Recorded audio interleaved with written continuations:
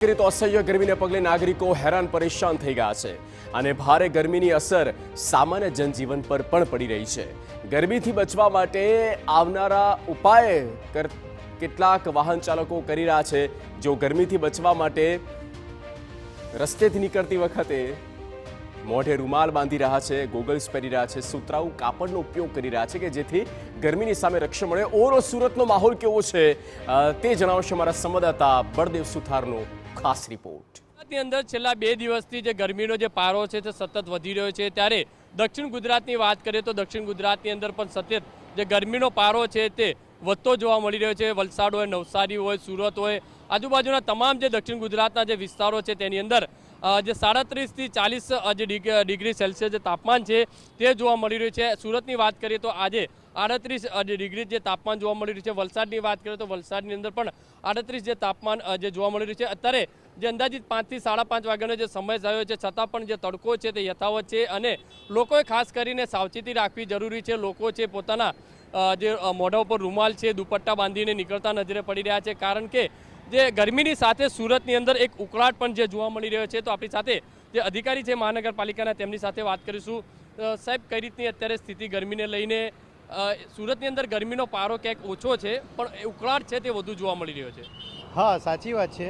સરકારે પણ અત્યારે ગરમી વધશે 2-3 દિવસ એવી જાહેરાત કરી છે અને સુરત મહાનગરપાલિકા પણ લોકોને એવી સલાહ આપે છે કે બિનજરૂરી બહાર નહીં નીકળો તો સારું અને પ્રવાહીનો ઉપયોગ વધારે કરો, પાણી પીવાનું વધારે રાખો અને કોઈને કંઈ તકલીફ થાય, પાણી શરીરનું ઓછું થાય તો સુરત મહાનગરપાલિકાએ તમામ હેલ્થ સેન્ટરો અને દવાખાનામાં ORSની સુવિધા ઉપલબ્ધ કરેલી છે। જરા પણ ગરમીથી તકલીફ થાય તો સુરતીઓને સલાહ છે કે તમે સુરત મહાનગરપાલિકાના કોઈ પણ હેલ્થ સેન્ટર કે હોસ્પિટલમાં જઈ શકો છો। અને એક બાજુ જે ગરમી છે, ઉકળાટ છે, લોકોને સ્વાસ્થ્ય સીધી અસર પણ થઈ શકે છે, તો લોકો શું પાણી વધારે પીવું જોઈએ? કઈ રીતની પ્રવાહી વધારે લેવું જોઈએ? પાણી અને પ્રવાહી વધારે પીવું તો શરીરનું પાણી ઓછું થતું નથી અને ગરમી સામે આપણે સારી રીતે ટકી શકીએ છીએ અને આપણી જાતને બચાવી શકીએ છીએ।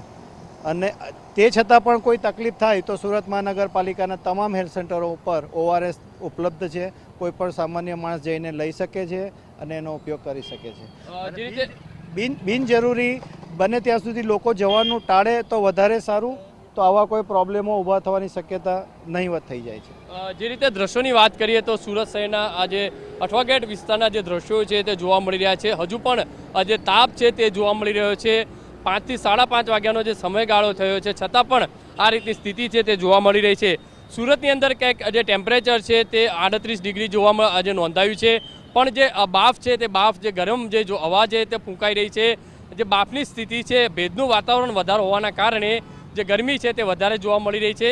બીજી બાજુ મહાનગરપાલિકા જે તે વિભાગના અધિકારીઓ છે સૂચન કરી રહ્યા છે કે લોકો છે તે વગર કામના બહાર નીકળે નહીં અને નીકળે તો આજે શરીર ઉપર પૂરતા કપડાં, જે રીતે ટોપી હોય, મોઢા ઉપર રૂમાલ બાંધે, લેડીઝ હોય તો દુપટ્ટા એ રીતે બાંધીને નીકળે અને ખાસ કરીને નાના બાળકોને બપોરના સમયે ઘરની બહાર નીકળવા હિતાવહ નથી તેવું હવામાન વિભાગ તરફથી આગાહી કરી છે, કારણ કે આવનારા દિવસોની અંદર હજુ પણ જે તાપમાનનો જે પારો છે તે વધી શકે છે। કેમેરામેન સંજય ચંડેલ સાથે બલદેવ સુથાર, TV9 સુરત।